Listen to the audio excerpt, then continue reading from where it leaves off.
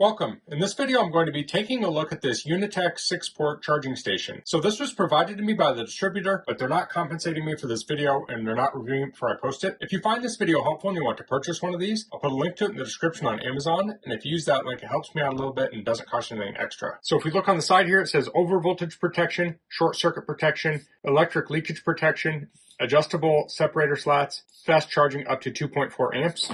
On the back, we have some specs. Input is 100 to 240 volts, 50-60 hertz. Here's the output. So it has one quick charge port, which has DC 5 volts at 3 amps, 9 volts at 2 amps, or 12 volts at 1.5 amps. And it has 5 USB-A ports with DC 5 volts from 0 to 2.4 amps. So the total is 60 watts max. So if you added up the maximum wattage of each port, it would add up to more than 60 watts. So it does limit it. But I think 60 watts is a good amount because I think it would be pretty rare that you would draw maximum wattage from all the ports anyway. But if that's a problem, then this may not work for you, but I think that's going to work for most people. We have the dimensions, weight, and cable length is 5 foot. So let's take a look at it.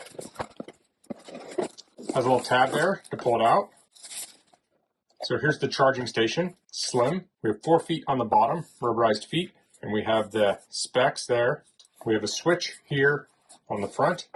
And then we have the ports on the side. They're labeled. The quick charge port is on the left here.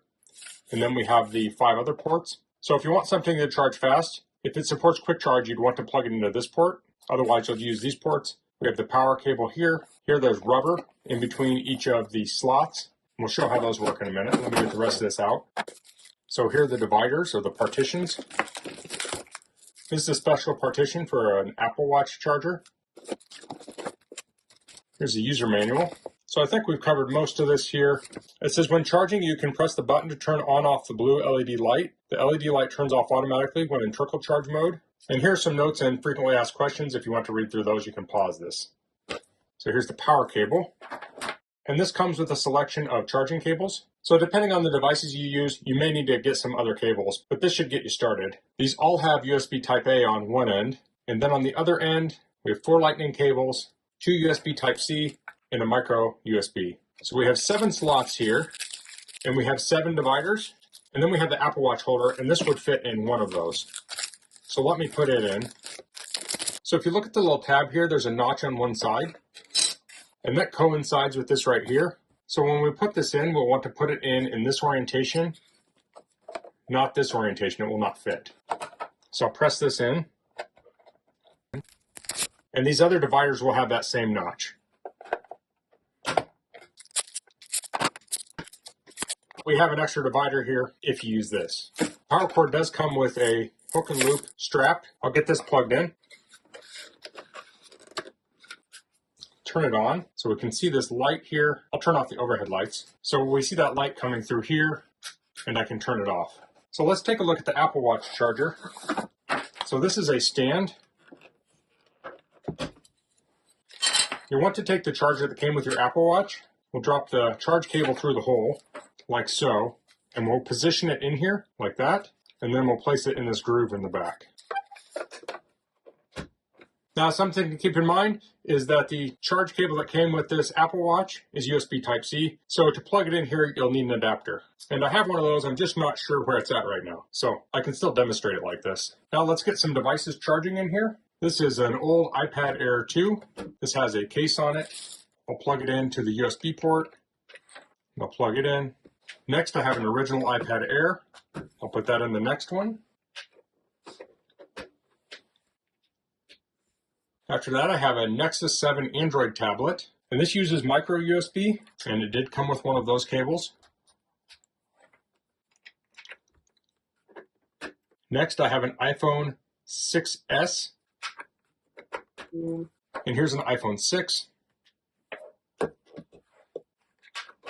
And then we can have that Apple Watch there. So that will fit just like so. So let me turn the light off again. So now that I have a lot of things plugged in here, you can see that the partitions are lit up. If I unplug the USB cord, the adjacent partition turns off.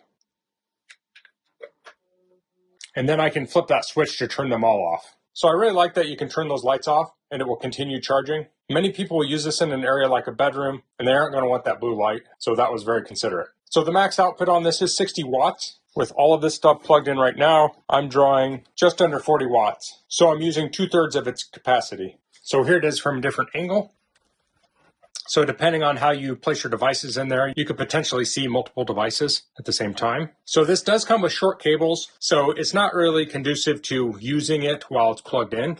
Now you can put your own cables in here. You could get longer cables if that's what you want. The idea here is that by having the shorter cables, it reduces clutter, and I think it does that very well. If I had all these devices plugged in with, say, 4 or 6 foot cables, it'd be a huge mess. I'd have lots of different power bricks plugged in. This is a much cleaner setup. So I'll take the Apple Watch off of here.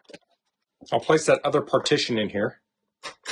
And here we have one more port, so I can connect up this power bank. So that's another thing that would fit in here is a portable power bank. So that's the Unitek 6-port charging station. If you have a lot of devices to charge, this is a very convenient way to do it.